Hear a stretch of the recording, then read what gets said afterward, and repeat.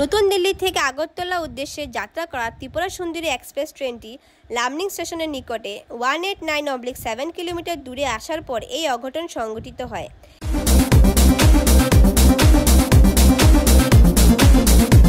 ট্রেনের চাকা থেকে অনবরত ধোঁয়া নির্গত হওয়ায় ধোঁয়ার মুহূর্তে ঢেকে যায় অঞ্চলটি।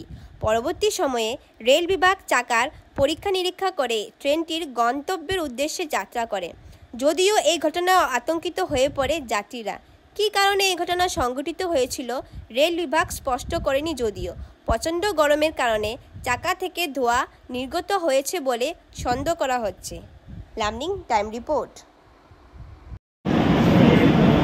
কি হয়েছে ঘটনা? তো হঠাৎ করে ইয়ে করতে আসছিল, তো আমি ঘুমাইতে আসলাম, ঘুম থেকে ওটাতে হঠাৎ করে আমার লোকজন বেরিয়েছে, আমিও নামলাম, টাইমটা দিই ওই 2-3 জন সিএনজি গ্যাস দিল আর কি।